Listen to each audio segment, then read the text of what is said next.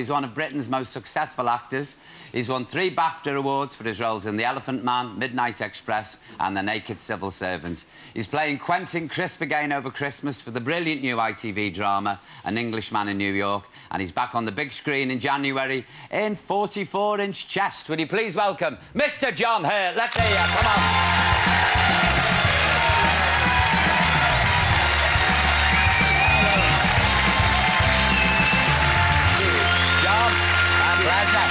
How are you? Same as mine. Sit yourself on the couch. Thank you. Thank you, John, welcome to the show.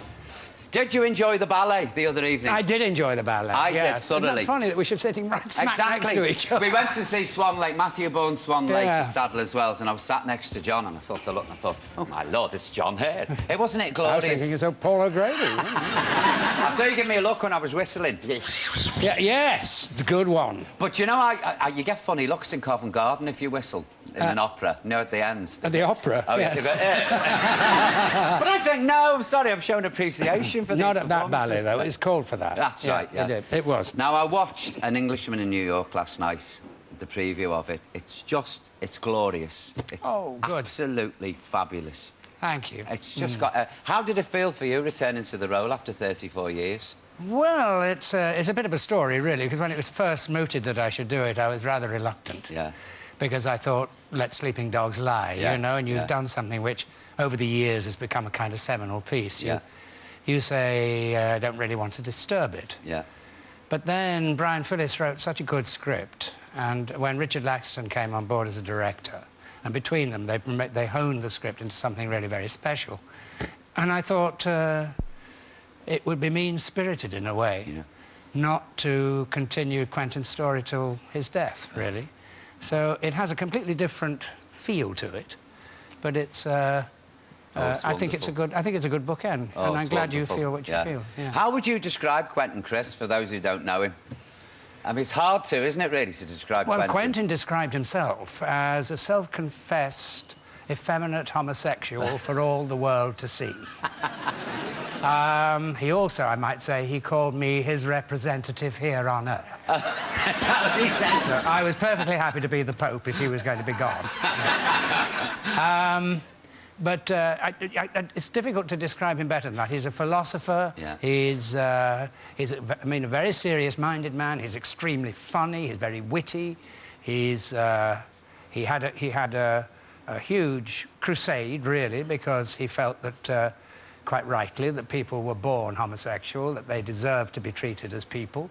And at the time when he was carrying out this crusade was in the 20s and 30s, when he was wearing dyed hair, makeup, and so on. He was constantly being beaten up. And finally, as we all know, there was a whole sexual revolution, and people are very much better off now than they were then.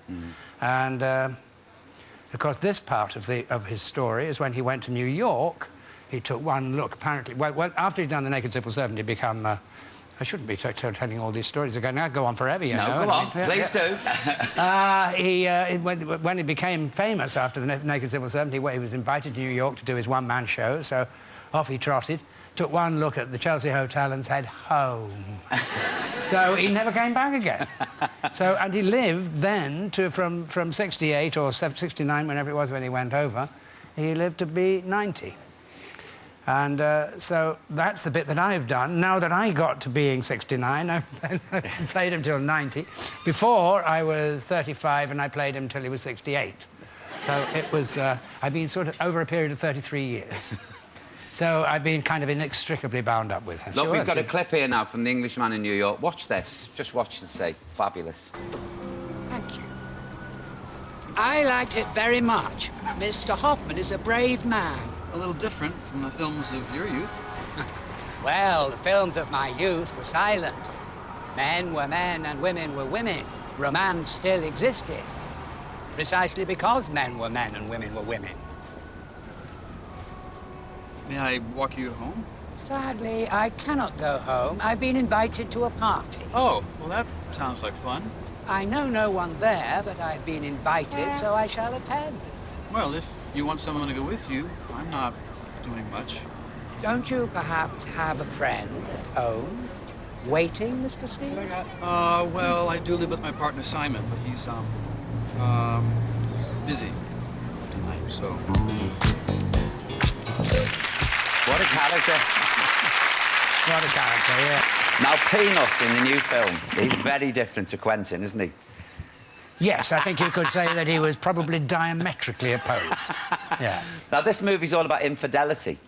I mean, I can quote from Quentin on this show, but I certainly can't quote from that one. Yeah.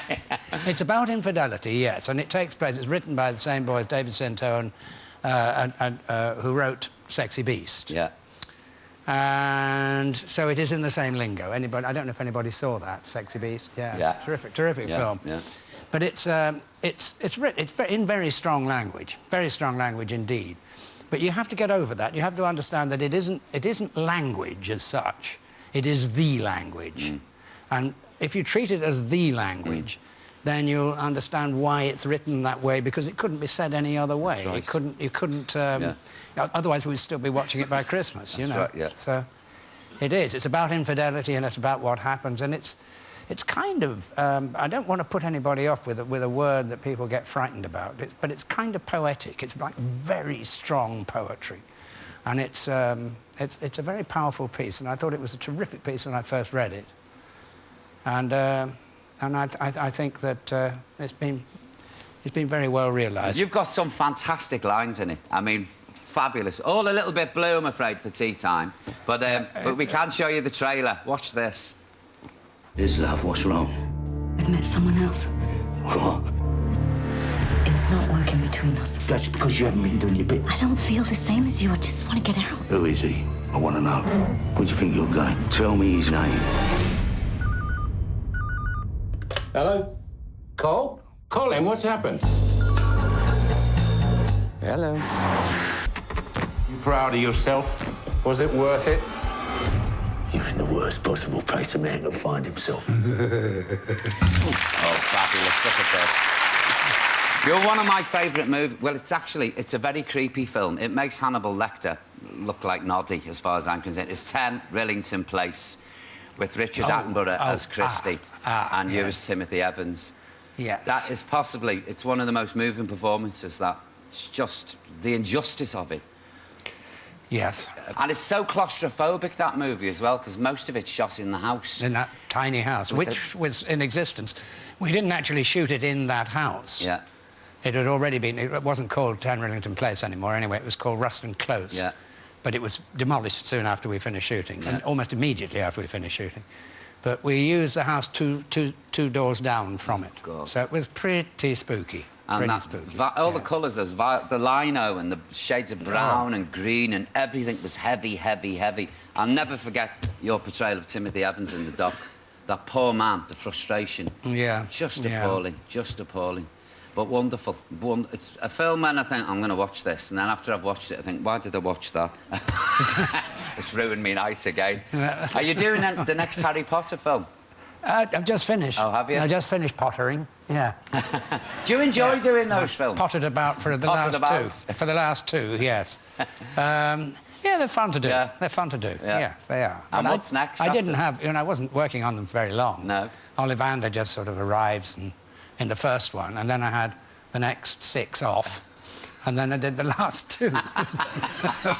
What's next after that, John? What are you doing after that? You never stop, do you? There are things around in the new year, but I'm not quite sure at the minute. Yeah. Not quite sure. John, it's lovely to see you. It really is. And congratulations, really. Oh, thank you. Just a brilliant, and again, portrayal of Quentin Crisp. Because I thought, what's it going to be like 30-odd years later? It's fantastic. I must come on this show again. Yeah, thank you very much. And don't forget, 44-inch Chest is out on the 15th of January, and An Englishman in New York, which you've got to see, is on over Christmas. Ladies and gentlemen, please, 28th. let's see it. 28th is it, sorry. Mr. John Hurt, 28th it's on. Thank you.